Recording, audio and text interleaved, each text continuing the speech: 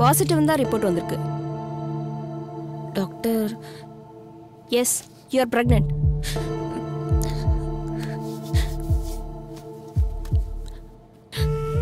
இந்த குழந்தையை அபார்ட் பண்ணிருங்க டாக்டர். இப்போ அழுது என்ன பண்றது? Please doctor. என்னம்மா சொல்ற? லிசன், இப்போ உனக்கு 5 மாசம் முடிஞ்சு 6வது மாசம் ஆரம்பிச்சிருச்சு. இப்போ அபார்ட் பண்ணா உனக்கு மட்டும் இல்ல, எனக்கும் ரிஸ்க் தான். ப்ளீஸ். கூப்பிட்டீங்களா? எத்தனை தடவை சொல்றது? பேஷண்ட் கிட்ட எல்லாம் காசு வாங்கிட்டு தான் உள்ள விடுறீங்களா? இதுக்கு மேல இந்த மாதிரி பண்ணீங்கன்னு வச்சுக்கோங்க, அப்புறம் வேற மாதிரி ஆக்ஷன் எடுக்க வேண்டியிருக்கும். நான் காசு வாங்கினேன்னு வரவும் போறோம்லாம் சொன்னா என்னை கூப்பிட்டு கேட்பீங்களா? மேடம், நான் யாருன்னு தெரியும்ல. வேணும்னா மேல் இடத்துல கம்ப்ளைண்ட் பண்ணுங்க. பேச வேண்டிய இடத்துல நான் பேசிக்கிறேன். உங்ககிட்டலாம் பேசணும்னு எனக்கு அவசியம் இல்லை.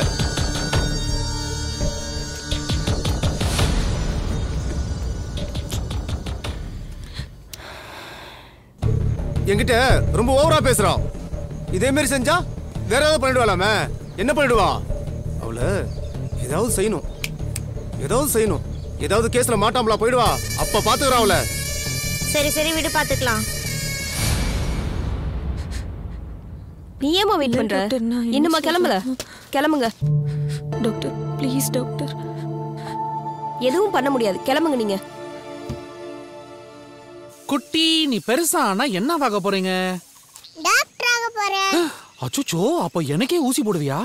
ஆமா, கையிலேயே ஊசி போடுவேன். அச்சச்சோ, சரி, இந்த ஊர்ல வந்து உனக்காக ஒரு பெரிய ஹாஸ்பிடல் கட்டலாமா?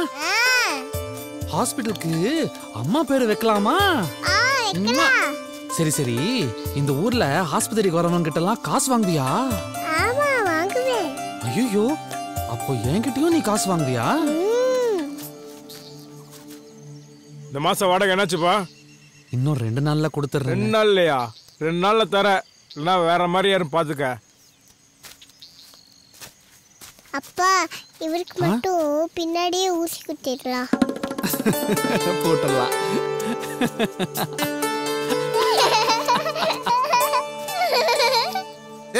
இந்த வயசுலயே திருடியா?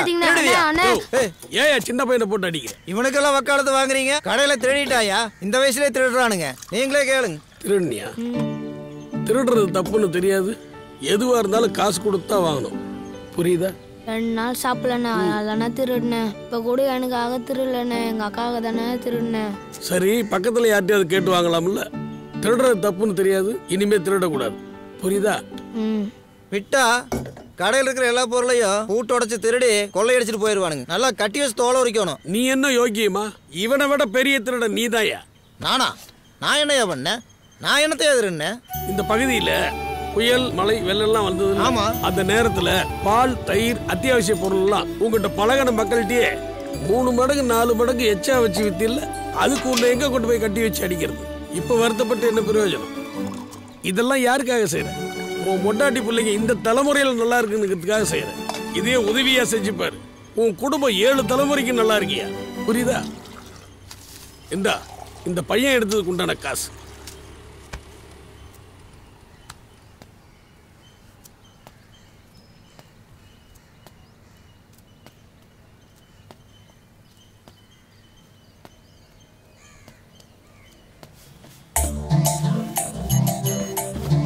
அண்ணா, ஃபேன் கொஞ்சம் போட்டுக்கலாமா?